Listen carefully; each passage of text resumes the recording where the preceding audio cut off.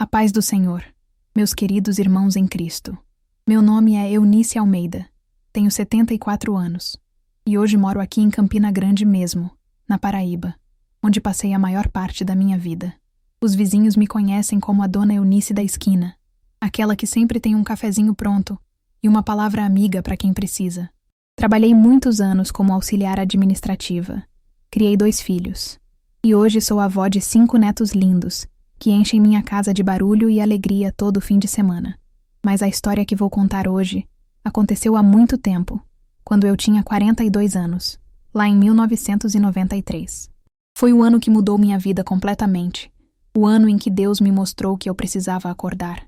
Sei que muitos de vocês que estão me ouvindo agora também já passaram por momentos difíceis no casamento. Já sentiram aquele peso de carregar a casa sozinha, de olhar para o marido e parecer que está olhando para um estranho. Já sentiram também aquela angústia de ver um filho se perdendo, se afastando e não saber o que fazer. Eu passei por tudo isso ao mesmo tempo. E durante muito tempo, achei que era só comigo, que eu era a única que não conseguia dar conta. Hoje sei que não. Hoje sei que muitas mulheres carregam esse mesmo peso em silêncio, e é por isso que resolvi compartilhar o que vivi. Naquela época, meu casamento com Ademir estava passando por uma fase muito difícil. A gente mal conversava. Ele chegava em casa do trabalho cansado e irritado, e qualquer coisa que eu falava ele respondia com rispidez ou simplesmente não respondia nada. Parecia que eu era invisível dentro da minha própria casa. Eu tentava puxar assunto, tentava perguntar como tinha sido o dia dele, mas ele desviava, murmurava qualquer coisa e ia se trancar no quarto. O silêncio entre nós dois era tão pesado que às vezes eu preferia ficar na cozinha lavando louça, só para não ter que ficar na mesma sala que ele. E não era só em casa que eu me sentia assim. Na igreja também. Eu frequentava a congregação ali perto de casa, uma igreja pequena, mas cheia de irmãos queridos, liderada pela pastora Jacira, uma mulher muito carismática e cheia de energia. Mas mesmo ali, no meio dos irmãos, eu me sentia apagada. Sempre que eu tentava falar alguma coisa nas reuniões de oração, alguém me interrompia. Sempre que eu sugeria alguma coisa, parecia que ninguém ouvia de verdade. Uma vez eu sugeri que a gente criasse um grupo de oração específico para mães de adolescentes, porque eu sentia que muitas de nós estavam passando pelas mesmas dificuldades, mas me disseram que isso já existia. Só que não existia. Eu fiquei quieta e engoli aquilo, como engolia tanta coisa. No trabalho, então, nem se fala.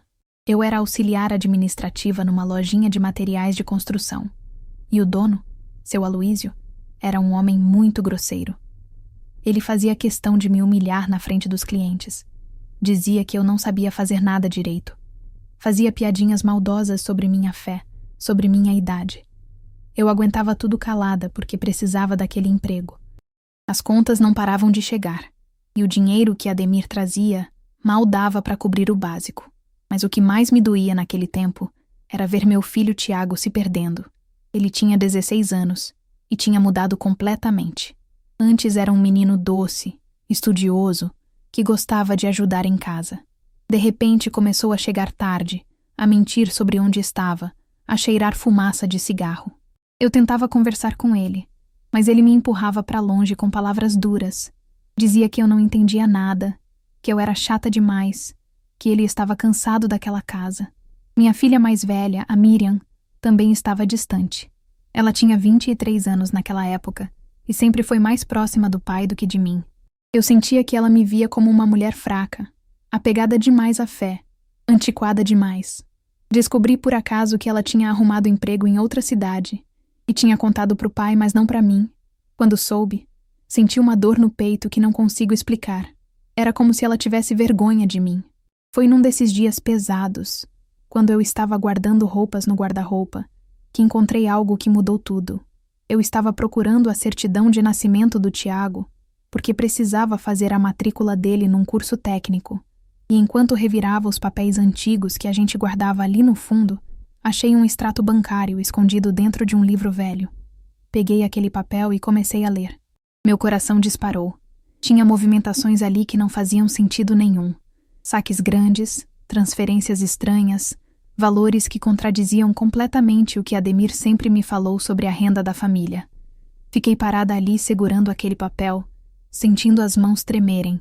Pela primeira vez percebi que meu marido estava escondendo algo de mim, algo grave. Não era só distanciamento, não era só cansaço do trabalho. Era mentira. Mentira concreta, registrada naquele extrato bancário que ele tinha escondido tão bem que achava que eu nunca ia achar. Naquela noite não consegui dormir direito. Fiquei virando de um lado para o outro na cama, pensando se devia ou não confrontar Ademir. Tinha medo da reação dele, medo de piorar ainda mais as coisas, mas ao mesmo tempo sabia que não podia fingir que não tinha visto nada. No dia seguinte, quando ele chegou do trabalho, esperei ele sentar na sala e fui até ele com o extrato na mão. Mostrei o papel e perguntei com a voz mais calma que consegui o que aquilo significava. A reação dele foi pior do que eu imaginava. Ele explodiu. Gritou dizendo que eu não entendia nada de dinheiro, que eu estava exagerando, que eu não tinha o direito de ficar fuçando nas coisas dele. O nervosismo nos olhos dele, a forma como ele arrancou o papel da minha mão e amassou com raiva, tudo aquilo me mostrou que eu tinha tocado em algo muito maior do que imaginava.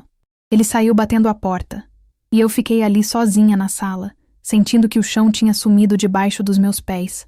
O casamento que já estava ruim acabara de virar um campo minado, e eu não fazia ideia de onde pisar. Preciso dizer uma coisa antes de continuar, meus irmãos. Os fatos que vou contar aconteceram há mais de 30 anos. Pode ser que eu confunda alguma data, algum detalhe pequeno, porque a memória às vezes prega peças na gente, mas garanto que os pontos mais importantes, as coisas que realmente marcaram minha vida, essas eu lembro com toda clareza. E é isso que importa nessa história que estou dividindo com vocês. Nos dias seguintes àquela briga, Ademir mal olhava para mim. A gente vivia na mesma casa, mas parecia que morávamos em mundos diferentes. Ele saía cedo e voltava tarde, sempre com aquela cara fechada, sempre evitando qualquer conversa. Eu tentava manter a rotina, cuidar da casa, ir para o trabalho, mas por dentro estava me despedaçando. Tinha uma angústia no peito que não passava. Uma sensação de que alguma coisa muito ruim estava para acontecer e eu não sabia o quê. Na igreja, durante uma reunião de oração numa quarta-feira à noite, tentei discretamente procurar algum apoio. A gente estava ali reunida, umas 10 mulheres sentadas em círculo na salinha dos fundos, e eu queria muito desabafar, falar sobre o que estava sentindo. Mas toda vez que eu começava a falar, alguém me interrompia. A irmã Conceição falava por cima de mim, a irmã Dalva também, e no final eu simplesmente desisti. Fiquei quieta ouvindo as outras, sentindo aquele nó na garganta de quem quer gritar, mas não consegue soltar a voz. Saí daquela reunião me sentindo pior do que quando entrei. Pela primeira vez em muitos anos senti que até Deus estava distante. Eu orava, mas parecia que minhas orações batiam no teto e voltavam. Não tinha resposta, não tinha consolo, não tinha nada. Era só silêncio. Quando estava saindo da igreja, a irmã Rosaura se aproximou de mim. Ela era uma mulher de uns 50 e poucos anos, conhecida por falar demais, por se meter onde não era chamada. Muita gente dizia que ela era fofoqueira, e eu confesso que também pensava isso. Mas naquela noite ela falou uma coisa que gelou meu sangue. Chegou perto de mim com aquele jeito dela, meio sem jeito, e disse baixinho que o Ademir tinha se metido com gente complicada. Perguntei o que ela queria dizer com aquilo, mas ela desconversou rápido e saiu andando. Fiquei ali parada no meio do estacionamento da igreja, vendo ela se afastar e aquela frase ecoando na minha cabeça. Gente complicada. O que seria gente complicada? Será que ele estava devendo dinheiro para alguém perigoso? Será que tinha se envolvido em alguma coisa ilegal? As possibilidades iam rodando na minha mente, e cada uma era pior que a outra. Cheguei em casa e Ademir já estava lá, trancado no quarto. Fui pro meu cantinho na cozinha e fiquei ali sentada na escuridão, só com a luz do poste da rua entrando pela janela, pensando em tudo. O barulho dos grilos lá fora era o único som que quebrava o silêncio. Eu queria entender o que estava acontecendo, mas ao mesmo tempo tinha medo de descobrir. Nos dias seguintes comecei a observar Ademir com mais atenção. Percebi que ele estava diferente. Não era só a frieza de sempre. Era nervosismo. Ele olhava pela janela o tempo todo, como se estivesse esperando alguém, ou com medo de que alguém aparecesse. Atendia ligações e falava baixo, sussurrando, e quando percebia que eu estava por perto, desligava rápido. Uma noite ouvi ele andando pela casa de madrugada, indo até a janela da sala, espiando para fora por trás da cortina. Tentei conversar com minha filha Miriam sobre a situação, pensando que talvez ela pudesse me ajudar a entender o que estava acontecendo com o pai. Liguei para ela numa tarde de sábado e perguntei se ela sabia de alguma coisa, se o pai tinha comentado algo com ela. A resposta que recebi doeu mais do que eu esperava. Ela disse que eu estava exagerando como sempre, que eu via problema onde não tinha, que eu era dramática demais. Falou que estava cansada de ter que resolver os problemas da família toda hora, que ela tinha a vida dela para cuidar. E então, no meio da conversa, soltou uma coisa que me partiu o coração. Disse que tinha contado pro pai sobre o emprego novo, mas não tinha contado para mim porque sabia que eu ia fazer drama, ia tentar fazer ela se sentir culpada por ir embora. Desliguei o telefone com as mãos tremendo. Minha própria filha me via assim, como alguém fraca, dramática, que só atrapalhava. Sentei na beirada da cama e chorei sozinha, com a porta do quarto fechada para ninguém me ouvir. No trabalho, as coisas também não melhoravam. Seu Aloísio parecia ter prazer em me humilhar. Numa tarde de segunda-feira, na frente de uns 3 clientes que estavam na loja, ele disse alto que eu não sabia nem usar direito a máquina registradora, que ele só me mantinha ali porque tinha pena de mim. Os clientes riram. Eu baixei a cabeça e continuei trabalhando, sentindo as bochechas arderem de vergonha. Quando eles saíram, fui pro banheiro e chorei escondida, mordendo a mão para não fazer barulho. À noite, quando cheguei em casa, Tiago estava saindo. Perguntei onde ele ia, e ele respondeu com rispidez que ia encontrar uns amigos. Perguntei que amigos eram esses, e ele simplesmente me ignorou e saiu batendo a porta.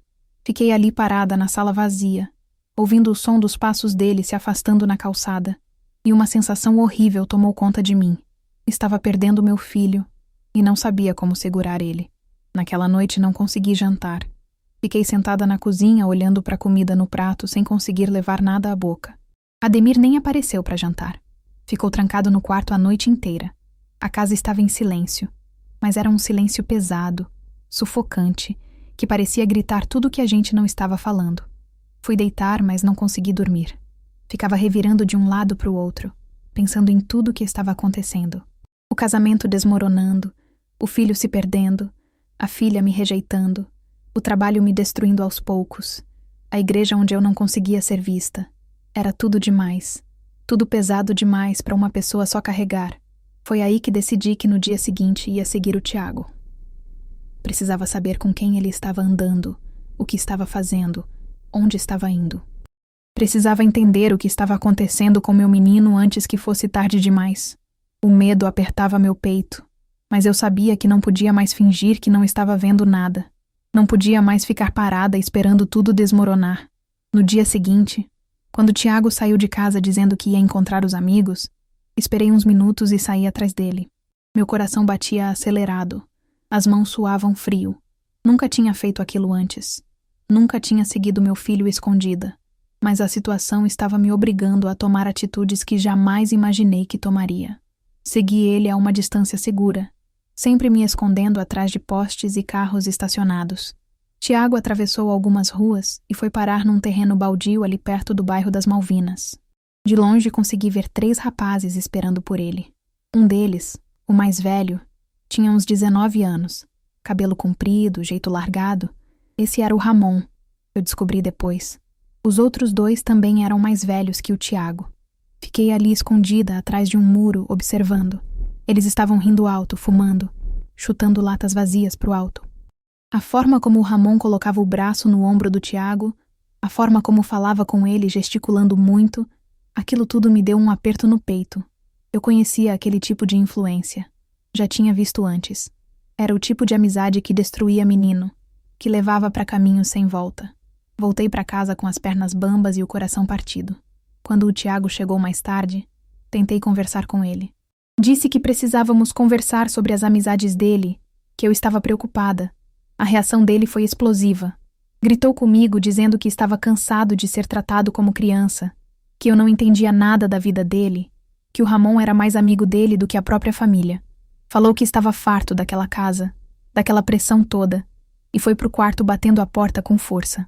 Fiquei ali sozinha na sala, ouvindo o barulho da porta ainda ecoando, sentindo que tinha perdido completamente o controle da situação. Meu filho estava se afastando cada vez mais, e eu não sabia como alcançar ele. Naquela semana, teve uma reunião de oração na igreja numa quarta-feira à noite. Fui esperando encontrar algum consolo, alguma palavra que me fortalecesse, mas o que vi me surpreendeu de um jeito que não esperava. A pastora Jacira, que sempre foi tão forte, tão cheia de energia, estava diferente. Durante a pregação, no meio de uma frase, a voz dela falhou. Ela parou, respirou fundo, pediu desculpas e admitiu na frente de todo mundo que andava se sentindo exausta, que às vezes duvidava se ainda tinha chamado pastoral, que se sentia insuficiente espiritualmente. O clima ficou pesado. Algumas irmãs ficaram constrangidas, outras tentaram consolar ela, mas dava para ver que todo mundo estava surpreso. Eu também fiquei. Sempre achei que a pastora Jacira era inabalável, e de repente ali estava ela, vulnerável, confessando suas fraquezas na frente de todos. Saí daquela reunião me sentindo ainda mais perdida. Se até a líder espiritual da igreja estava em crise, como é que eu ia encontrar apoio ali? Parecia que todo mundo ao meu redor estava desmoronando ao mesmo tempo, e eu no meio tentando segurar os pedaços de tudo e de todos. Cheguei em casa tarde naquela noite. Ademir estava trancado no quarto como sempre, e Tiago nem estava em casa. A casa vazia, o silêncio pesado, a sensação de abandono total. Fui para o meu quarto e me ajoelhei do lado da cama para orar, mas não consegui. Abri a boca, mas nenhuma palavra saiu, só lágrimas.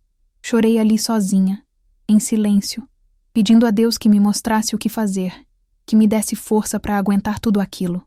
Foi quando ouvi a campainha tocar. Levantei assustada, enxuguei o rosto e fui até a porta. Era a irmã Rosaura. Ela estava ali parada na soleira da porta com uma expressão séria no rosto, diferente do jeito falante e meio avoado que ela costumava ter. Olhou para mim e disse com voz baixa que a gente precisava conversar sobre o Genilson. Senti um frio na espinha quando ouvi aquele nome. Nem sabia direito quem era esse Genilson, mas a forma como ela falou, o tom de voz dela, a expressão séria, tudo aquilo me disse que era algo muito sério. Abri a porta e deixei ela entrar. Rosaura sentou na beirada do sofá e começou a falar. Contou que o Genilson era um homem que se apresentava como amigo prestativo, como alguém que ajudava as pessoas em dificuldades financeiras. Mas na verdade ele era agiota. Emprestava dinheiro com juros absurdos e depois usava ameaças e intimidação para receber de volta. Ela mesma tinha sido vítima dele anos atrás. Contou como ele quase destruiu a família dela, como o marido dela ficou endividado até o pescoço, como eles passaram anos pagando uma dívida que só crescia. Enquanto ela falava, meu estômago foi apertando cada vez mais. Perguntei por que ela estava me contando aquilo, e ela disse que tinha visto o Ademir conversando com o Genilson várias vezes nos últimos meses. Disse que tinha certeza de que meu marido estava devendo dinheiro para ele. De repente, tudo começou a fazer sentido. As chegadas tardias, o nervosismo, as ligações sussurradas, o extrato bancário escondido, a irritação constante. Ademir estava endividado. Estava preso numa armadilha financeira e não tinha coragem de me contar. Rosaura continuou falando. Disse que o Genilson era perigoso, que já tinha arruinado várias famílias na região, que eu precisava agir antes que fosse tarde demais.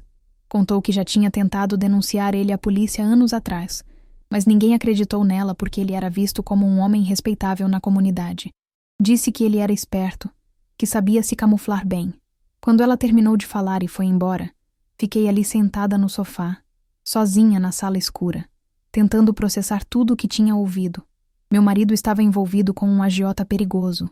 Meu filho estava se perdendo nas ruas com amizades erradas.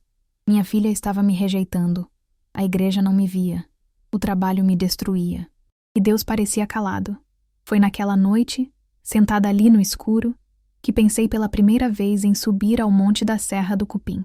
Alguns irmãos da igreja iam lá para orar em momentos de crise. Eu nunca tinha ido.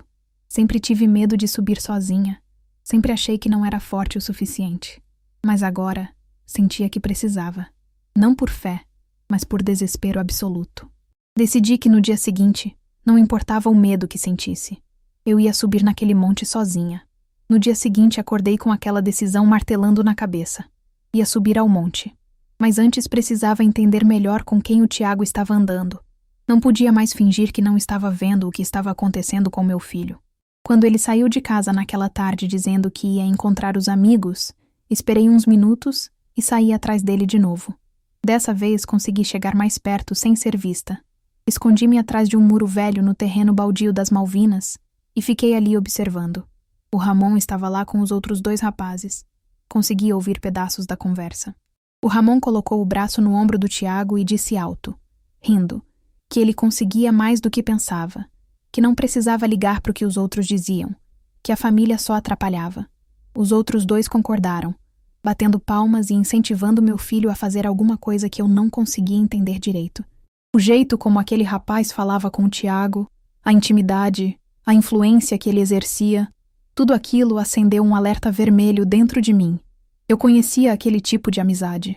Era o tipo que levava menino para o caminho errado, que destruía a família, que acabava em tragédia. Meu coração apertou tanto que precisei segurar no muro para não cambalear. Voltei para casa antes deles me verem. À noite, quando o Tiago chegou cheirando a fumaça de cigarro, tentei conversar com ele de novo. Chamei ele na cozinha, pedi para ele sentar e disse com a voz mais calma que consegui que estava preocupada com as amizades dele, que precisava saber quem eram aqueles rapazes. A reação dele foi pior do que da primeira vez. Explodiu gritando que estava cansado de ser tratado como criança, que eu não entendia nada da vida dele, que ficava controlando tudo. Disse que o Ramon era mais amigo dele do que a própria família, que pelo menos o Ramon o tratava como homem e não como bebê. Gritou que estava farto daquela casa sufocante e foi para o quarto batendo a porta com tanta força que o quadro da parede tremeu. Fiquei ali parada na cozinha, ouvindo o som ecoando pela casa vazia, sentindo que tinha perdido o meu filho completamente. Não sabia mais o que fazer, não sabia mais como alcançar ele. Naquela quarta-feira teve reunião de oração na igreja. Fui esperando encontrar algum consolo, alguma direção espiritual, mas o que aconteceu lá foi algo que nunca vou esquecer. A pastora Jacira estava pregando sobre perseverança na fé, quando de repente a voz dela falhou. Ela parou no meio da frase, ficou em silêncio por alguns segundos que pareceram eternos, respirou fundo e pediu desculpas. Então, na frente de todas nós, ela admitiu que andava se sentindo exausta, que às vezes duvidava se ainda tinha chamado pastoral, que se sentia insuficiente espiritualmente. Disse que estava cansada, que não sabia mais se estava fazendo as coisas certas, que tinha medo de estar falhando com a congregação. O clima ficou pesado, constrangedor. Algumas irmãs tentaram consolar ela, outras ficaram apenas olhando sem saber o que fazer. Eu senti compaixão pela pastora, mas também senti uma coisa que me assustou. Se até ela estava em crise, se até a líder espiritual estava se sentindo assim, como é que eu ia encontrar apoio ali? Como é que eu ia me agarrar numa igreja onde até quem deveria estar firme estava cambaleando? Percebi naquele momento que não podia contar com a liderança da igreja para me ajudar com a crise que eu estava vivendo em casa. Não porque a pastora fosse ruim, ou porque a igreja não prestasse, mas simplesmente porque todo mundo ali também estava lutando suas próprias batalhas. A fé que sempre foi meu sustento começou a ficar silenciosa. Não morta, mas silenciosa, como se Deus tivesse recuado para longe e eu precisasse gritar muito alto para ser ouvida. Voltei para casa naquela noite me sentindo completamente sozinha. Ademir estava trancado no quarto como sempre. Nem saiu quando cheguei.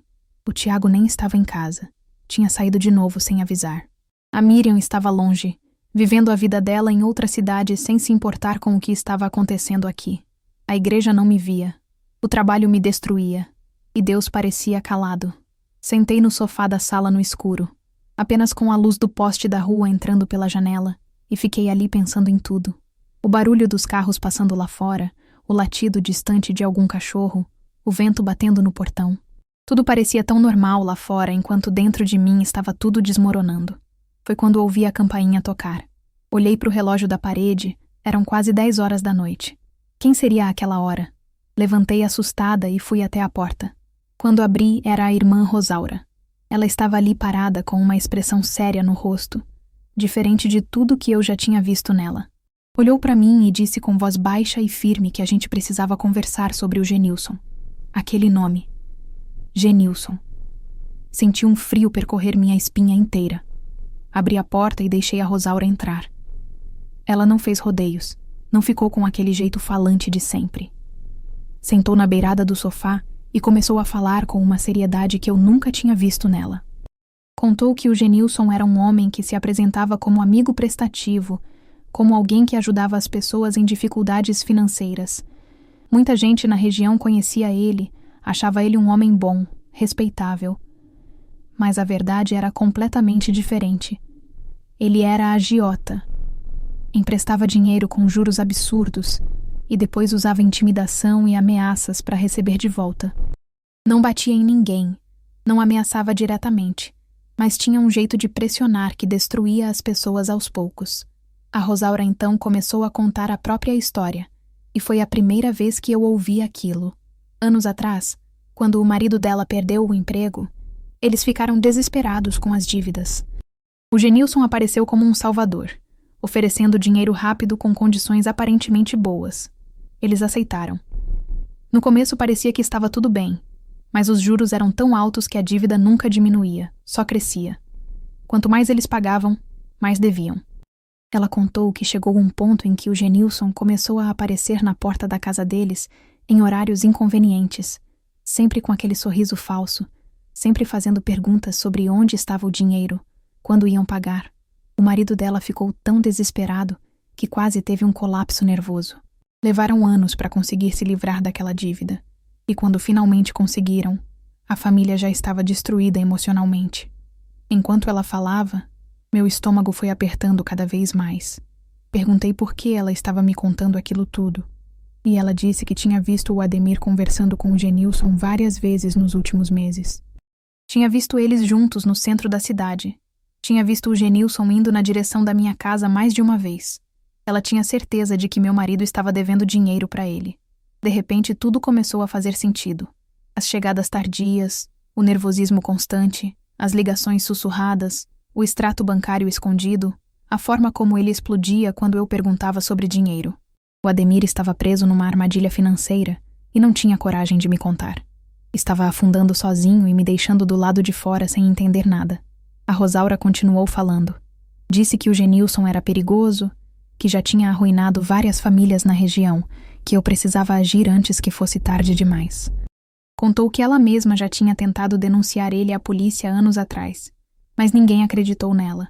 As pessoas achavam que ela estava exagerando, inventando coisas, porque o Genilson tinha boa reputação na comunidade.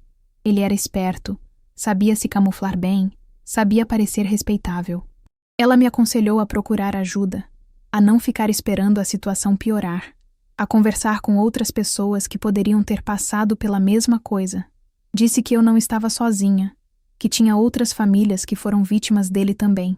Mas falou tudo aquilo olhando para mim com uma tristeza no olhar que me partiu o coração. Dava para ver que aquela mulher carregava uma dor profunda, que aquilo tudo não era só informação, era experiência vivida na pele. Quando ela terminou de falar e se levantou para ir embora, agradeci com a voz trêmula. Ela segurou minha mão, apertou com força e disse apenas que eu precisava ser forte, que Deus ia me dar forças para enfrentar o que viesse. Depois saiu pela porta deixando um silêncio pesado na sala. Fiquei ali sentada sozinha, tentando processar tudo o que tinha ouvido. Meu marido estava envolvido com um agiota perigoso. Meu filho estava se perdendo nas ruas com amizades erradas. Minha filha me rejeitava.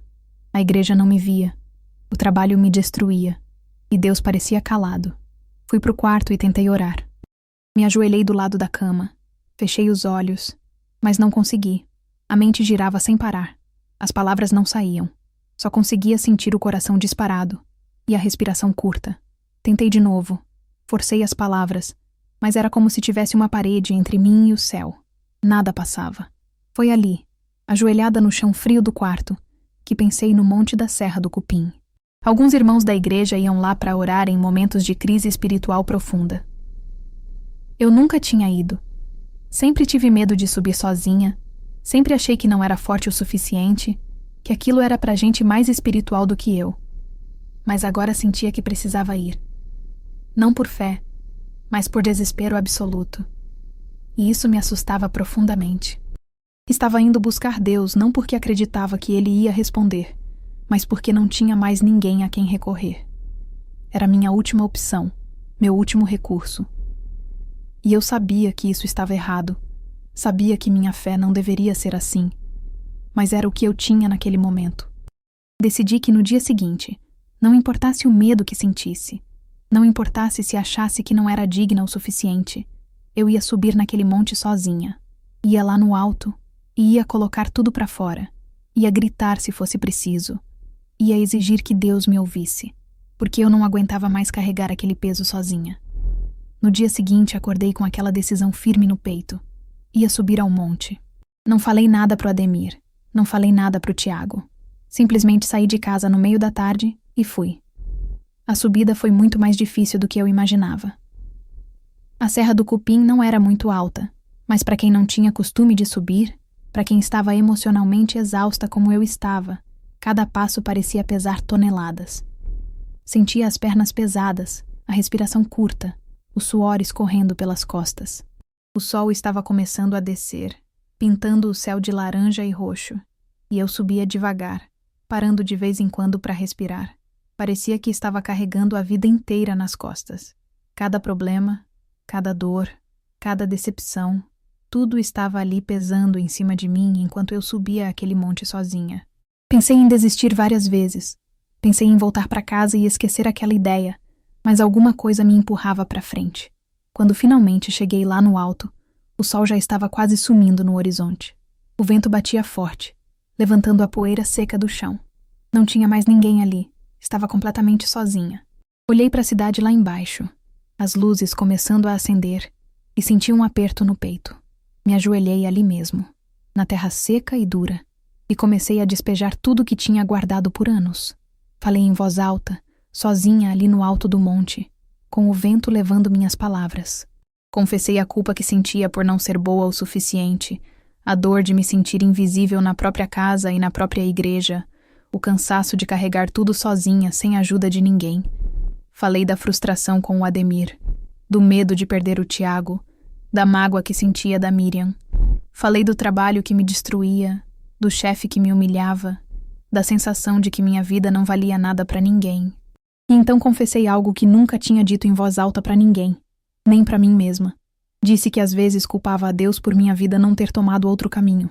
Lembrei da época em que eu tinha 18 anos e sonhava ser professora. Eu gostava de estudar, gostava de ajudar as crianças, queria fazer o curso de magistério, mas minha mãe, a dona Isaltina, não deixou. Ela era uma mulher rígida, prática, que tinha medo constante da pobreza. Dizia que estudo era perda de tempo para a mulher, que eu precisava era cuidar dos irmãos mais novos e arrumar logo um marido trabalhador que me desse segurança. Pressionou tanto que acabei desistindo do sonho. Casei cedo com o Ademir, um rapaz trabalhador que prometia estabilidade, e guardei aquele sonho lá no fundo do peito. Percebi ali, ajoelhada naquela terra seca, que tinha carregado esse ressentimento por mais de 20 anos, sem nunca falar sobre ele, que muito da minha dor atual vinha de um sonho que foi morto há tanto tempo atrás. As lágrimas começaram a cair com força. Chorei até não ter mais forças, até a garganta doer, até o corpo inteiro tremer. Fiquei ali exausta, respirando pesado, com o rosto molhado de lágrimas e suor. Fechei os olhos e fiquei em silêncio por vários minutos, apenas sentindo o vento bater no rosto, ouvindo o barulho distante da cidade lá embaixo. Não orava mais, não pensava mais, só existia ali naquele momento. Quando finalmente abri os olhos, vi algo que tirou meu fôlego completamente. A alguns metros de distância, tinha uma figura ajoelhada. Era claramente uma forma humana, mas envolta numa luz tênue, amarelada, que não vinha do sol que já estava quase sumido. A luz não iluminava nada ao redor, não jogava sombra, só envolvia aquela silhueta como se viesse de dentro dela mesma. Fiquei paralisada, não conseguia mexer, não conseguia falar.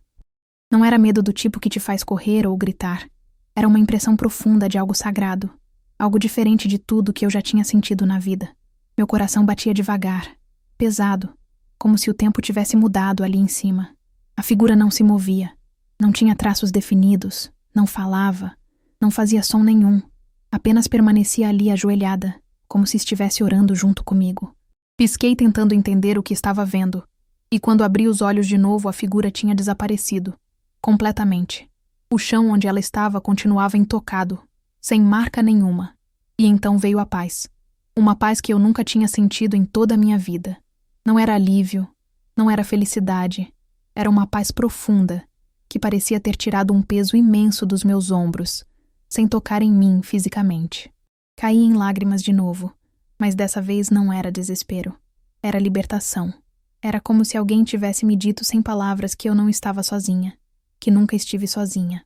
Desci o monte devagar, ainda sentindo aquela paz estranha dentro do peito. A noite já tinha caído completamente, e eu descia iluminada apenas pela lua e pelas luzes distantes da cidade. Não entendia o que tinha acontecido lá em cima, mas sabia que alguma coisa tinha mudado dentro de mim. Quando cheguei perto de casa e virei a esquina da minha rua, vi a luz da sala acesa. E então vi o Ademir na janela, andando de um lado para o outro com as mãos na cabeça, olhando para a rua com uma expressão de pânico no rosto que eu nunca tinha visto antes. Alguma coisa tinha acontecido. Alguma coisa muito grave. Entrei em casa correndo, ainda com o coração disparado do que tinha vivido lá no monte. O Ademir estava na sala andando de um lado para o outro, as mãos tremendo, o rosto pálido como cera. Quando me viu entrar pela porta, parou por um segundo e olhou para mim como se tivesse visto um fantasma. Perguntei o que tinha acontecido, o que estava errado. Ele desviou o olhar, passou a mão no rosto suado e disse que não era nada, que era só cansaço, que estava tudo bem. Mas eu conhecia meu marido há mais de 20 anos. Sabia quando ele estava mentindo. Sabia quando estava com medo. E naquele momento ele estava apavorado. Não insisti. Algo dentro de mim tinha mudado lá em cima no monte. Não sei explicar direito o que foi, mas era como se eu tivesse ganhado uma clareza nova. Uma força que não vinha de mim mesma. Não ia mais me encolher diante do medo. Não ia mais aceitar meias verdades e mentiras mascaradas de proteção. Ia observar, ia prestar atenção, ia anotar mentalmente cada detalhe. E foi o que fiz. Nos dias seguintes, comecei a reparar coisas que antes eu fingia não ver. Encontrei um bilhete amassado de cobrança esquecido em cima da mesa da cozinha. Estava escrito à mão, com letra nervosa, cobrando uma dívida com data marcada. O Ademir tinha pegado aquilo e amassado com raiva antes que eu visse, mas eu tinha visto. À noite, quando tudo estava quieto, ouvia o ronco de uma moto parando perto da casa. Não era qualquer moto passando na rua. Era alguém que parava ali perto, desligava o motor, ficava uns minutos em silêncio e depois ia embora. O Ademir também ouvia. Eu via ele se levantar da cama, ir até a janela do quarto, espiar por trás da cortina com o corpo todo tenso. O telefone tocava em horários estranhos. Eu atendia e não tinha ninguém do outro lado. Só silêncio. Às vezes eu ouvia uma respiração pesada, como se alguém estivesse ali pensando se ia falar ou não, e depois desligava. O Ademir ficava cada vez mais pálido, cada vez mais distante, cada vez mais fechado dentro dele mesmo. Comecei a ouvir rumores na vizinhança também. A dona Cleide, que morava 2 casas para baixo, comentou com a filha dela na porta de casa que a polícia estava investigando agiotas na região. Eu estava passando na calçada quando ouvi, e parei para prestar atenção fingindo que estava arrumando a bolsa. A filha da dona Cleide perguntou se ela sabia quem era, mas ela disse que ninguém sabia detalhes concretos, só que tinha gente sendo investigada. Voltei para casa com aquela informação martelando na cabeça. Será que era o Genilson? Será que finalmente alguém tinha acreditado nas denúncias? Será que o Ademir ia ser envolvido nisso tudo? E no meio de tudo isso, o Tiago estava cada vez pior. Voltava tarde da rua quase toda noite, sempre com cheiro de fumaça de cigarro e às vezes de álcool. Os olhos vermelhos, o jeito largado, a agressividade nas palavras. Tentei conversar com ele de novo numa tarde de sábado. Chamei ele na cozinha, enquanto ele mexia na geladeira procurando alguma coisa para comer. Disse que estava preocupada, que ele estava mudado demais, que precisávamos conversar sobre o que estava acontecendo. Ele me empurrou para longe com palavras duras. Disse que eu não mandava mais nele, que ele não era mais criança, que estava cansado daquela casa sufocante, onde ninguém deixava ele respirar. Gritou que eu só sabia controlar e julgar, que não entendia nada da vida dele.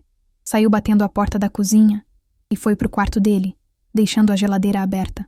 Fechei a porta da geladeira devagar, sentindo as lágrimas queimarem nos olhos, mas não deixando elas caírem. A casa estava se despedaçando. O Ademir trancado nos medos dele, o Tiago perdido nas ruas, e eu ali no meio tentando segurar os pedaços de tudo e de todos. A tensão dentro de casa chegou num nível que era quase físico. Dava para sentir no ar, pesado, sufocante. As refeições eram em silêncio. O Ademir comia rápido e ia para o quarto. O Tiago nem aparecia para comer na maior parte do tempo.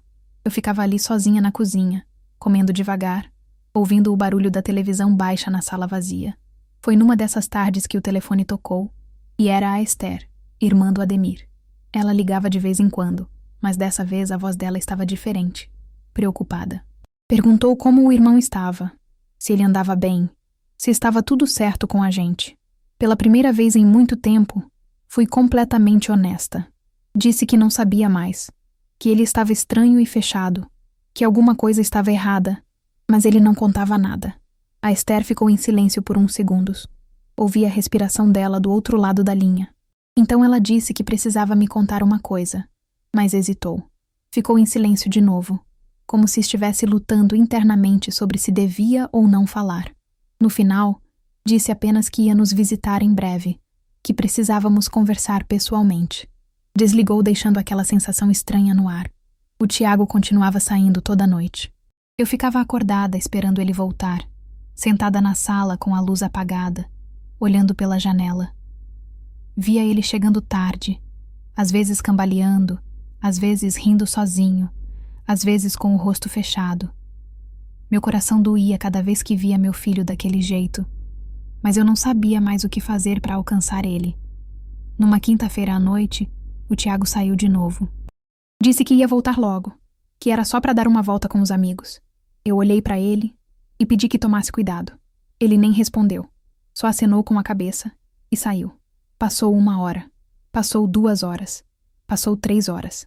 O relógio da parede continuava andando e o Tiago não voltava. O Ademir já tinha ido dormir, trancado no quarto como sempre. Eu fiquei ali sentada no sofá, com as mãos geladas, sentindo o coração apertar cada vez mais.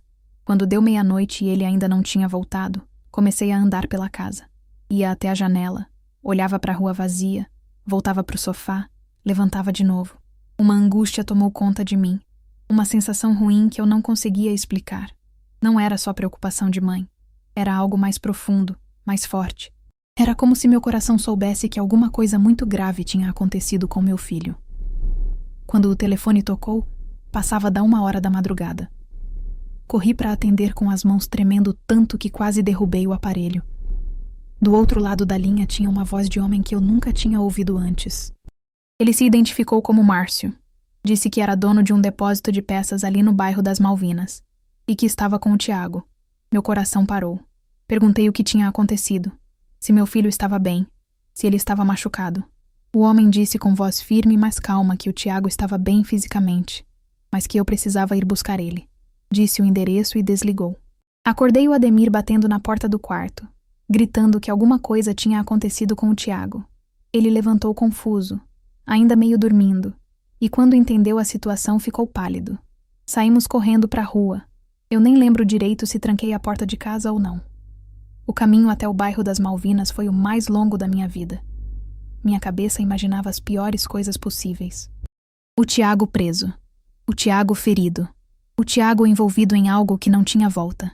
Eu orava baixinho. Pedia a Deus que protegesse meu filho, que não deixasse nada de muito ruim ter acontecido. Quando chegamos no endereço que o homem tinha dado, era um depósito pequeno e improvisado, cercado de grades, com uma lâmpada amarela iluminando a entrada. Um homem de uns 40 anos estava parado na porta, e sentado no chão, encostado na parede, estava o Tiago. Meu filho estava com a cabeça baixa, os braços em volta dos joelhos, parecendo tão pequeno, tão perdido. Corri até ele, me ajoelhei na frente dele, segurei o rosto dele com as 2 mãos e perguntei se estava tudo bem, se ele estava machucado. Ele não olhou para mim, só ficou ali parado, cabisbaixo, em silêncio. O homem, o Márcio, se aproximou e começou a explicar o que tinha acontecido. Disse que uns rapazes tinham tentado furtar peças de moto do depósito dele, que ele tinha chegado de surpresa e os outros fugiram correndo, mas o Tiago tinha ficado paralisado, sem conseguir correr. Márcio tinha segurado o braço dele, visto o terror nos olhos do garoto e percebido que ele não era um criminoso de verdade. Era só um menino assustado que tinha se metido onde não devia. O Ademir estava ao meu lado, também pálido, também em silêncio. Márcio olhou para nós dois com uma expressão séria, mas não cruel. Disse que podia ter chamado a polícia, que tecnicamente era isso que deveria fazer, mas que tinha visto nos olhos do Tiago que ele estava mais com medo do que qualquer outra coisa. Disse que o garoto ainda tinha jeito, que não era bandido, só estava confuso e andando com as pessoas erradas. Agradeci ao Márcio com a voz embargada, as lágrimas escorrendo pelo rosto. Disse que ele tinha feito uma coisa muito boa por não chamar a polícia, que a gente ia conversar com o Tiago, que isso não ia acontecer de novo. Ele acenou com a cabeça, disse que esperava que fosse verdade e nos deixou ir embora. No caminho de volta para casa, ninguém falou nada. O Ademir dirigindo em silêncio, eu no banco do passageiro olhando pela janela e o Tiago no banco de trás. Só dava para ouvir o barulho do motor do carro e o som dos outros carros raros que passavam na madrugada. Quando estávamos quase chegando em casa, ouvi um soluço vindo do banco de trás. Virei para trás e vi o Tiago chorando. Não era choro de criança. Era choro de quem tinha acabado de entender a gravidade do que quase aconteceu.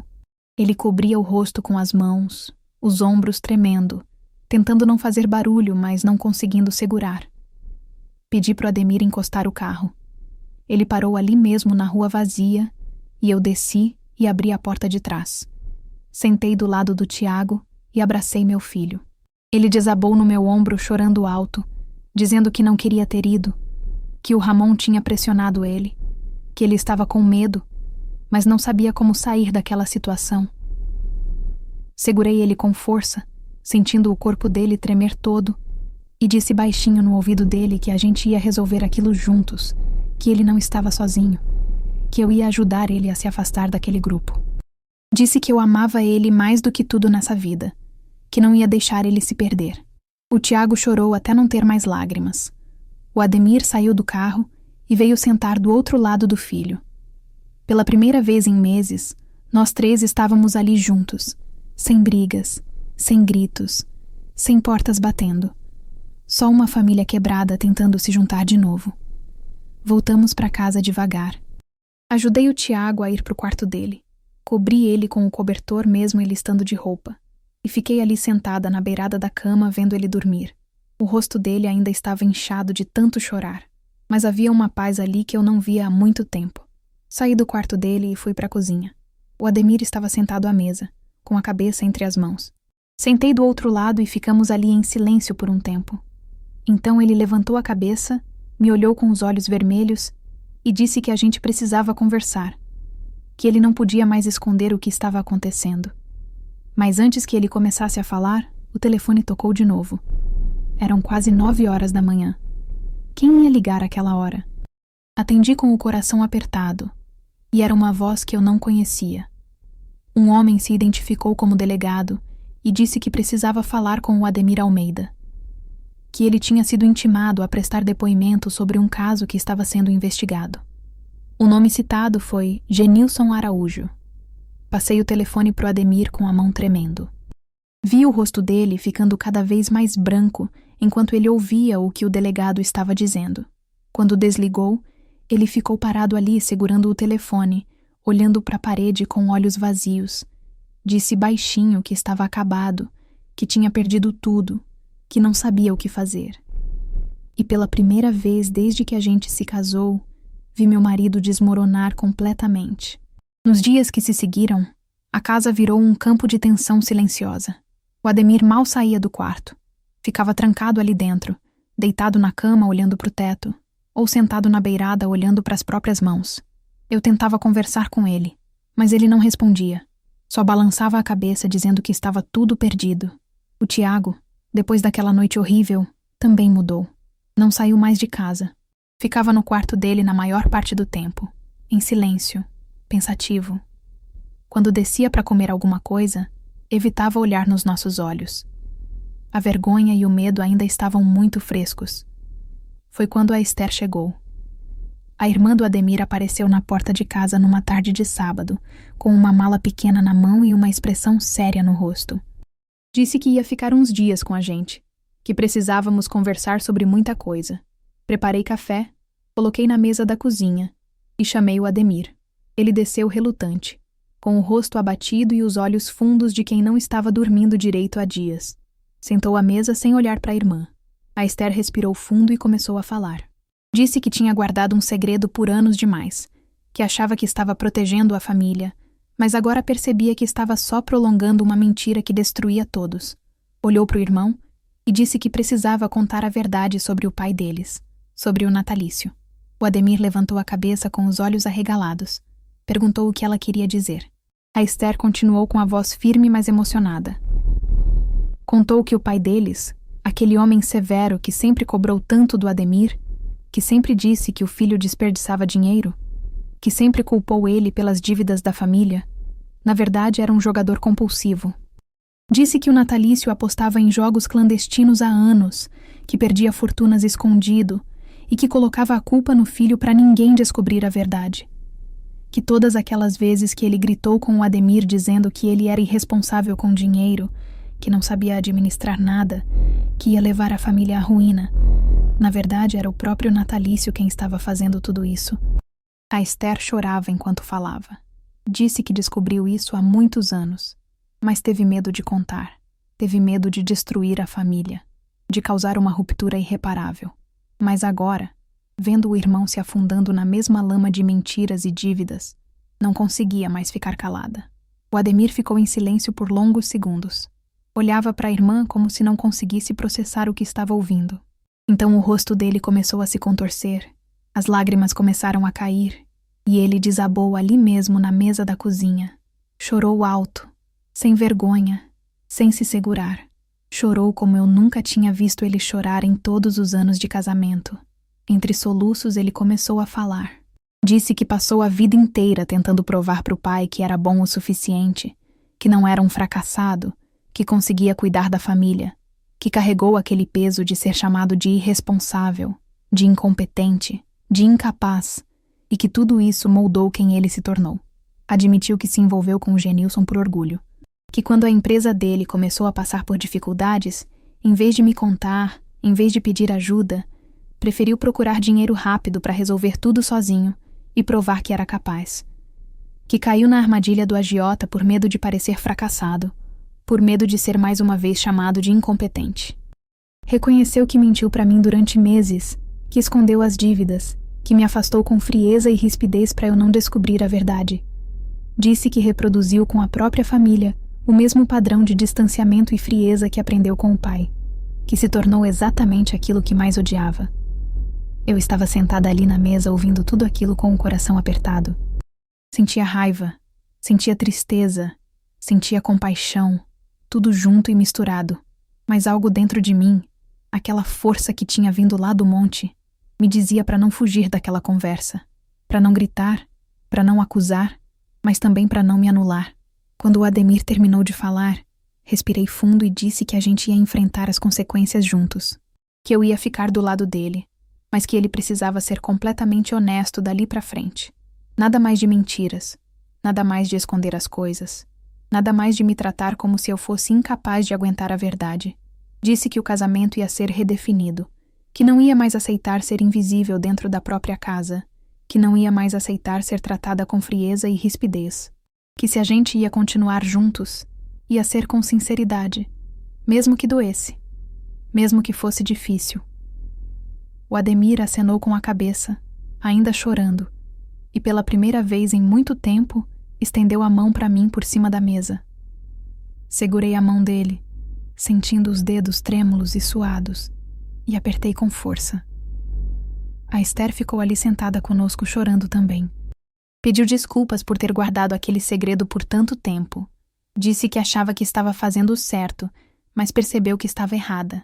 Nós três ficamos ali na cozinha, conversando até tarde, colocando tudo para fora, limpando feridas antigas que estavam infeccionadas há anos. O Tiago apareceu na porta da cozinha em algum momento. Ficou ali parado olhando para a gente sem falar nada. O Ademir olhou para o filho e pediu desculpas por ter sido um pai distante, por não ter estado presente quando ele precisava.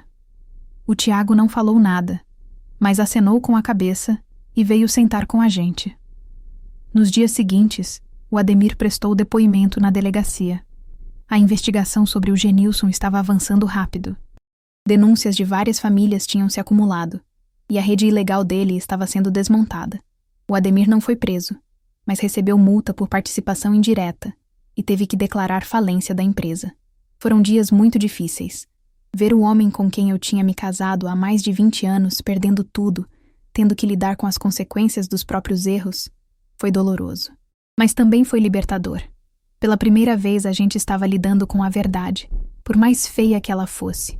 Foi numa manhã de segunda-feira, quando eu tinha ido fazer compras no mercado do bairro, que aconteceu algo que me gelou por dentro. Estava escolhendo frutas na barraca quando ouvi uma voz atrás de mim cumprimentando com aquele jeito falso, exageradamente simpático. Virei e era o Genilson. Ele estava ali parado com um sorriso que não chegava nos olhos. E começou a falar como se a gente fosse velhos conhecidos.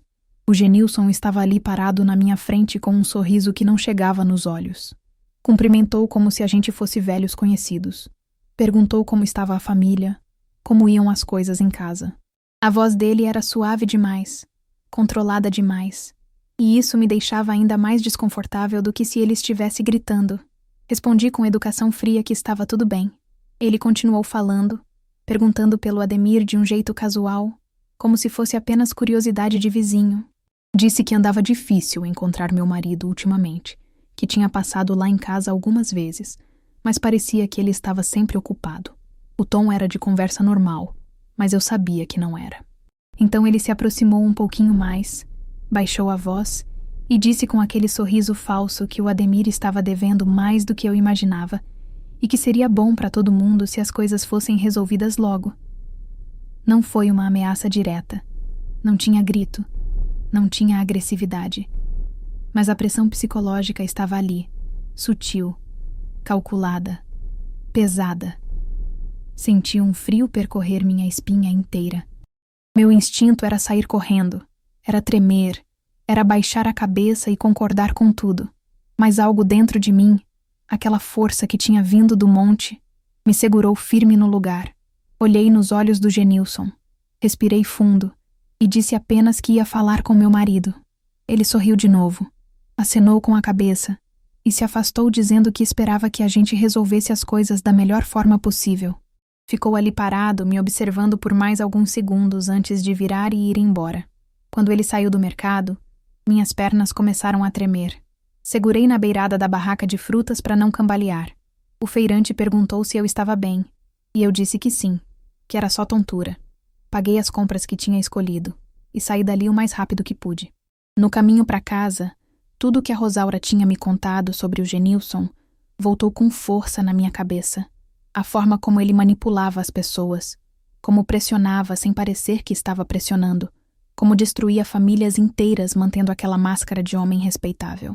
Eu tinha acabado de ver aquilo na prática, e o medo que senti foi real, mas a força que senti também foi. Cheguei em casa e larguei as compras na cozinha. Precisava falar com alguém, precisava entender melhor o que fazer. Liguei para Rosaura e pedi para ela vir até minha casa. Ela chegou em menos de meia hora, e sentamos na sala para conversar. Contei o que tinha acontecido no mercado e ela ficou pálida. Disse que aquilo era típico do Genilson, que ele sempre agia assim, sempre com aquele jeito cordial que era mais assustador do que qualquer ameaça direta. Então ela começou a me contar coisas que nunca tinha contado antes. Falou da filha que tinha perdido ainda criança. Uma menina de apenas 6 anos que morreu por causa de uma doença que poderia ter sido tratada se o diagnóstico tivesse sido feito a tempo.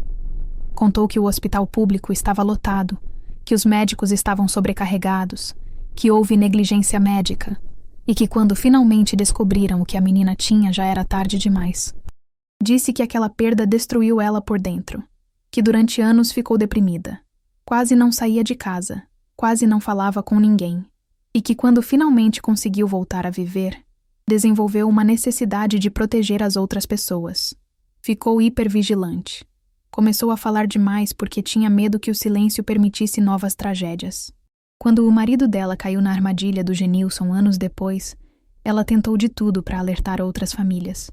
Ia de casa em casa, falava na igreja, tentava avisar quem quisesse ouvir.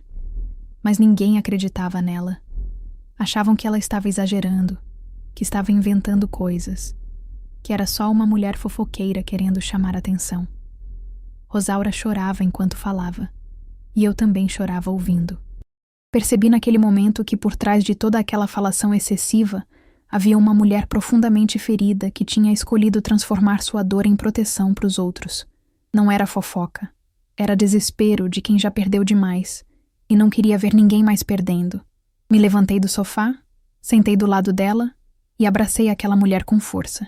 Pedimos perdão uma para outra sem precisar dizer em voz alta por quê.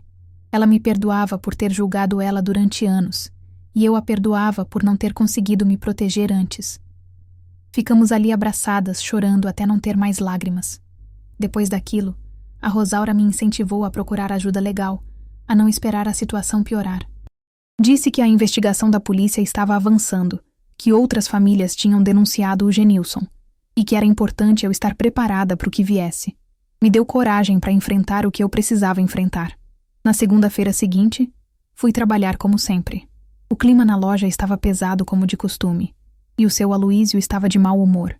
Logo de manhã, ele começou a me criticar, na frente de um cliente que estava comprando material de construção. Disse que eu não sabia nem usar a máquina registradora direito, que eu era lenta demais, que ele só me mantinha ali por pena. Sempre que ele fazia aquilo, eu engolia a vergonha e continuava trabalhando. Mas dessa vez foi diferente. Senti algo se romper dentro de mim. Não era raiva explosiva. Era uma clareza fria e definitiva. Desliguei a máquina registradora, tirei o avental e olhei firmemente nos olhos dele. Disse com voz calma, mas firme, que eu estava pedindo demissão naquele exato momento. Que não ia mais aceitar ser tratada daquela forma, que não ia mais permitir que ele me humilhasse. O cliente parou de olhar os produtos e ficou ali observando em silêncio. O seu Aloísio ficou de boca aberta, surpreso demais para reagir. Peguei minha bolsa, dei bom dia para o cliente que ainda estava ali olhando espantado e saí da loja com a cabeça erguida. As pernas tremiam, o coração disparava, mas eu andava firme. Sentia que pela primeira vez na vida estava fazendo algo por mim mesma. Estava defendendo minha própria dignidade. Cheguei em casa ainda tremendo da adrenalina do que tinha feito. O Ademir estava na sala conversando com a Esther, que ainda estava passando uns dias com a gente. Contei o que tinha acontecido e esperava que eles ficassem preocupados com a perda da renda, mas a reação foi diferente. A Esther sorriu e disse que eu tinha feito a coisa certa. O Ademir acenou com a cabeça concordando. Naquela mesma semana, o Tiago começou a ter problemas na escola. Ele tinha entregado uma redação sobre desigualdade social para o professor de história. O professor Riobaldo, e o homem, acusou meu filho de ter copiado ou de ter recebido ajuda indevida. Disse que a redação estava boa demais para ser de um aluno que vinha tirando notas ruins. O Tiago chegou em casa furioso e humilhado. Contou o que tinha acontecido, e eu vi nos olhos dele a mágoa de quem foi julgado injustamente.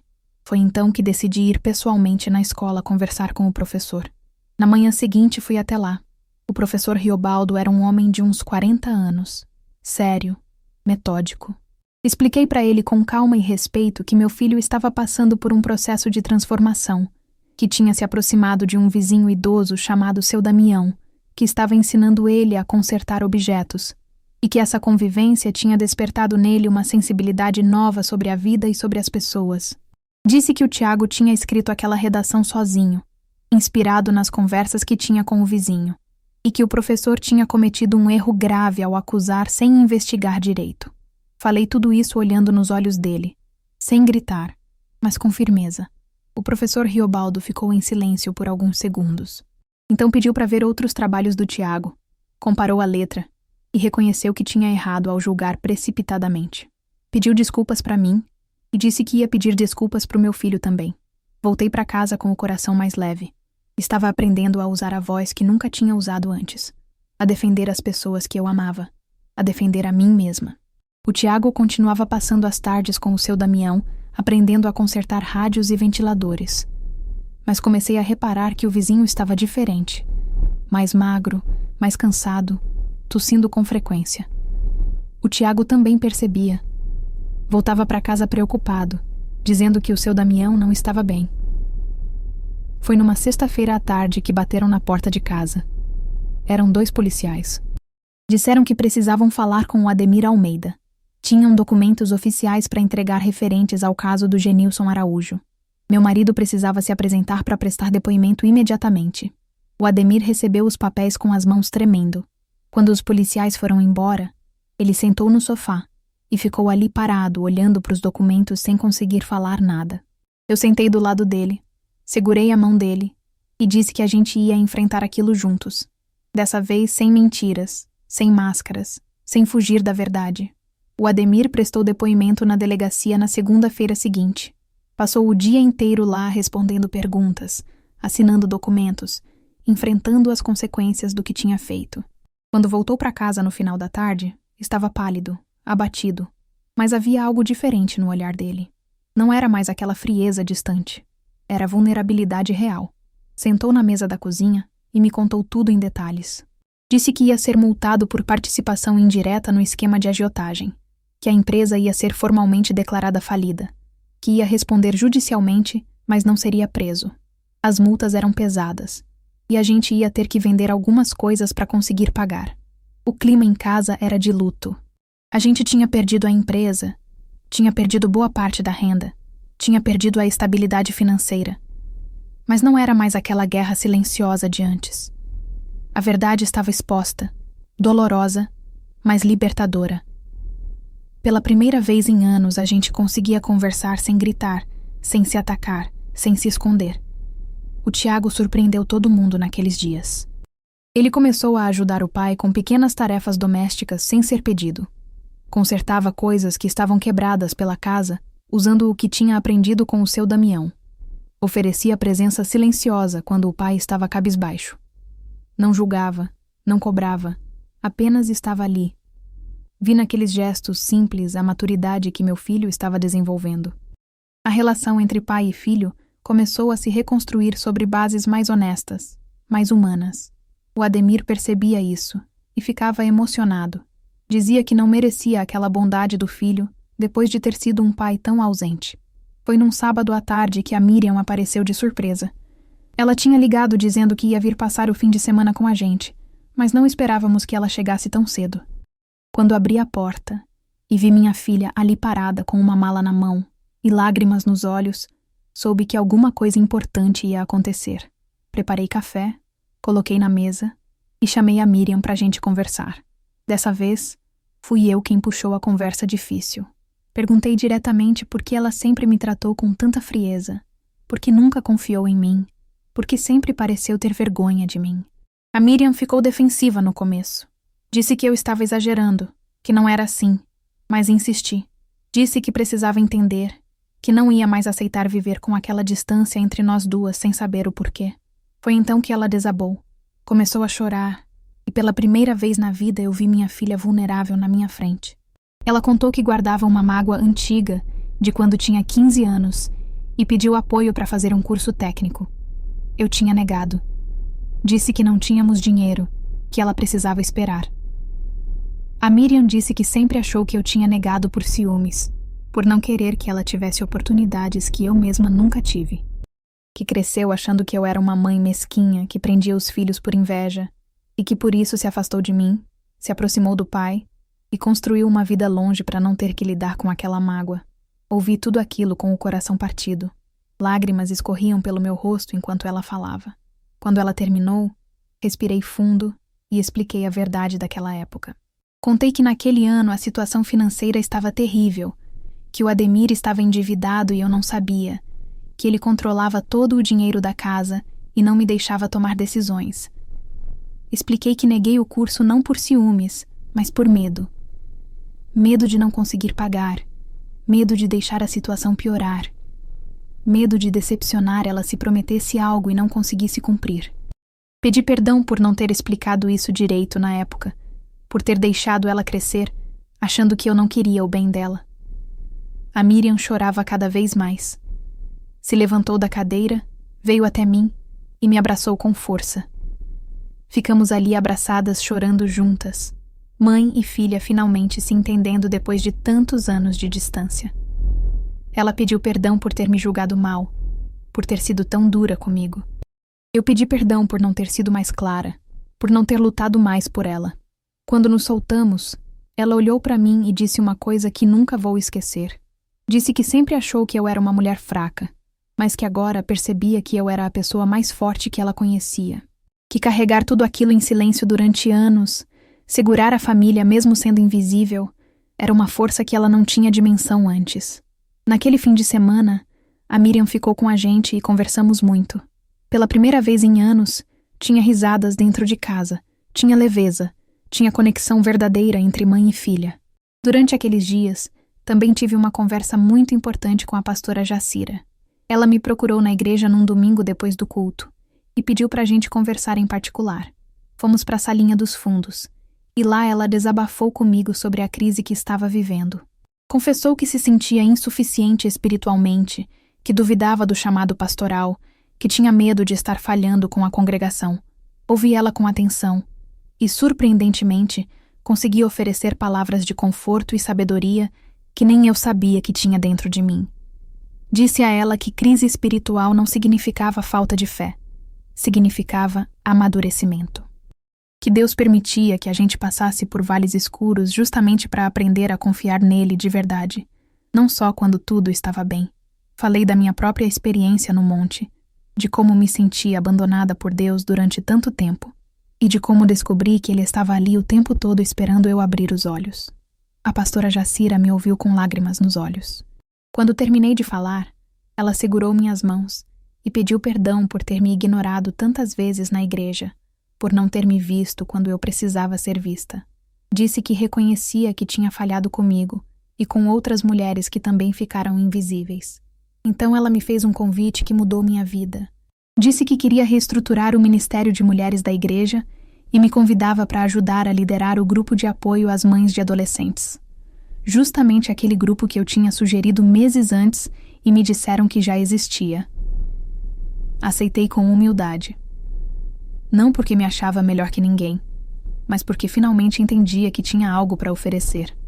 Minha dor, minha experiência, minha jornada, tudo aquilo podia ajudar outras mulheres que estavam passando pelas mesmas coisas. Percebi com clareza naqueles dias que a figura que eu tinha visto no monte não tinha vindo trazer respostas mágicas, nem resolver meus problemas. Tinha vindo dar força para que eu finalmente visse a verdade em cada canto da minha própria vida e tivesse coragem de enfrentar. A experiência espiritual foi um chamado para despertar, não para ser salva externamente. O Tiago continuava passando as tardes com o seu Damião, mas o vizinho estava cada vez mais fraco. A tosse piorava. Ele emagreceu muito. Ficava cansado com qualquer esforço. Meu filho voltava para casa preocupado todos os dias, dizendo que tinha medo de perder o amigo. Numa terça-feira de manhã, a filha do seu Damião bateu na nossa porta desesperada. Disse que o pai tinha passado muito mal durante a noite e que a ambulância tinha acabado de levar ele para o hospital. O Tiago ouviu aquilo e ficou branco. Pediu para eu ir com ele visitar o vizinho, e eu disse que sim. Chegamos no hospital no início da tarde. O seu Damião estava internado na ala de pneumonia grave, cercado de tubos e aparelhos. O corpo magro dele parecia ainda menor naquela cama de hospital. Mas quando viu o Tiago entrando no quarto, o rosto dele se iluminou com um sorriso fraco. O Tiago se aproximou da cama, segurou a mão do vizinho e ficou ali parado sem conseguir falar nada. O seu Damião olhou para o meu filho com aqueles olhos cansados, mas cheios de carinho, e disse com a voz rouca que o rapaz tinha trazido alegria para os últimos meses da vida dele. Disse que quando o Tiago começou a aparecer na casa dele para aprender a consertar as coisas, ele tinha voltado a ter vontade de acordar de manhã. Que se sentiu útil de novo. Que se sentiu vivo de novo. Agradeceu ao Tiago por ter sido um neto que ele nunca teve, e disse que tinha certeza de que o rapaz ia seguir um caminho bom na vida. O Tiago começou a chorar. Pediu para o seu Damião ficar forte. Disse que ainda tinha muita coisa para aprender com ele, que não podia ir embora agora. O vizinho sorriu de novo. Apertou a mão do meu filho com a pouca força que tinha e disse que tudo tem seu tempo segundo a vontade do Senhor. Ficamos ali no hospital até o horário de visita acabar. Quando saímos, O Tiago estava destruído. No caminho de volta para casa, ele chorava em silêncio olhando pela janela do ônibus. Segurei a mão dele e deixei ele chorar sem dizer nada. Às vezes o silêncio é a melhor companhia. 2 semanas depois, numa manhã de março de 1994, recebemos a notícia de que o seu Damião tinha falecido durante a madrugada. A pneumonia tinha tomado conta dos pulmões dele e o coração cansado não aguentou. O Tiago ficou devastado. Trancou-se no quarto e não quis falar com ninguém durante horas. Quando finalmente saiu, veio até mim na cozinha e me abraçou chorando. Pela primeira vez desde que ele era criança pequena, mãe e filho choraram juntos sem barreiras, sem vergonha, sem medo de mostrar fraqueza. Disse a ele que o seu Damião tinha sido um presente de Deus, que tinha aparecido exatamente no momento certo para salvar ele. O Tiago concordou entre soluços. Prometeu honrar a memória do vizinho seguindo em frente com os estudos, sendo uma pessoa boa, nunca mais se aproximando de caminhos errados. E ele cumpriu essa promessa. As semanas foram passando, e a vida foi se reorganizando aos poucos. O Ramon, que tinha sido preso logo depois do episódio no depósito, continuava entrando e saindo da cadeia. Ainda ligava de vez em quando para o Tiago tentando convencer ele a voltar para o grupo, mas meu filho, fortalecido pela experiência com o seu Damião e pela morte dele, finalmente cortou relações completamente. A morte do vizinho tinha solidificado a decisão dele de nunca mais voltar para aquele caminho. O Ademir, já sem empresa e respondendo judicialmente, começou a trabalhar como ajudante num pequeno negócio de um conhecido. Era humilhante para ele, um homem que sempre foi dono do próprio negócio, agora ter que trabalhar como empregado. Mas ele aceitou com resignação. Numa noite depois do jantar, ele sentou comigo na sala e pediu desculpas formais. Admitiu que tinha desperdiçado anos me tratando mal, escondendo verdades, me afastando por medo e orgulho. Disse que tinha vergonha de ter sido o marido que foi, mas que queria mudar. Aceitei o pedido de perdão dele, mas deixei claro que o casamento ia ser redefinido dali para frente. Que não ia mais aceitar ser invisível, que não ia mais aceitar meias verdades. Que se a gente ia continuar juntos, ia ser com sinceridade total, sem máscaras, sem idealizações românticas. O Ademir concordou, e a gente começou a reconstruir a relação sobre bases mais sólidas e realistas. A Miriam voltou regularmente para visitar a família depois daquele fim de semana de reconciliação. A relação entre nós duas estava completamente transformada. Tinha respeito mútuo, conversas honestas, risadas que não existiam antes. Ela me ligava durante a semana só para contar como tinha sido o dia dela, e eu fazia o mesmo. Era uma amizade verdadeira entre mãe e filha. A Rosaura se tornou minha amiga mais próxima. A reputação dela na igreja mudou completamente quando a polícia confirmou tudo o que ela vinha dizendo sobre o Genilson durante anos. Ele foi condenado a 4 anos de prisão por agiotagem e extorsão. A Rosaura finalmente foi vista com respeito e reconhecimento pelos irmãos. A pastora Jacira reestruturou o Ministério de Mulheres da igreja, e eu comecei a liderar o grupo de apoio às mães de adolescentes. Foi uma das experiências mais gratificantes da minha vida, poder ajudar outras mulheres que estavam passando pelas mesmas dificuldades que eu tinha passado. Os anos foram se passando, e hoje, em 2025, aos 74 anos, olho para trás e vejo o quanto aquele ano de 1993 mudou tudo. O Tiago se tornou professor de matemática, é casado, tem 3 filhos lindos e cuida de mim com dedicação. Ele me disse uma vez que eu salvei a vida dele de forma silenciosa e que nunca vai esquecer disso. A Miriam é uma mulher estável e amorosa que ajudou a cuidar do pai quando ele adoeceu nos últimos anos. O Ademir, hoje com 78 anos, é um homem calmo, debilitado fisicamente, que pede desculpas com frequência e tem boa convivência com os filhos e netos. Nossa relação nunca foi romântica de novo, mas se tornou sincera e respeitosa. A Rosaura, aos 83 anos, continua viva, viúva e tranquila, sendo um pilar espiritual para mim até hoje. Soube anos depois que o Ramon morreu jovem em 2007, vítima de uma briga entre facções de bairro. O destino que o Tiago evitou. O Natalício, pai do Ademir, morreu isolado em 2018. O Genilson vive empobrecido e evitado por todos. e o seu Aloísio está velho e debilitado. Encontrei ele uma vez na rua anos depois, e quando me viu, ele abaixou os olhos. Percebi ali minha própria libertação.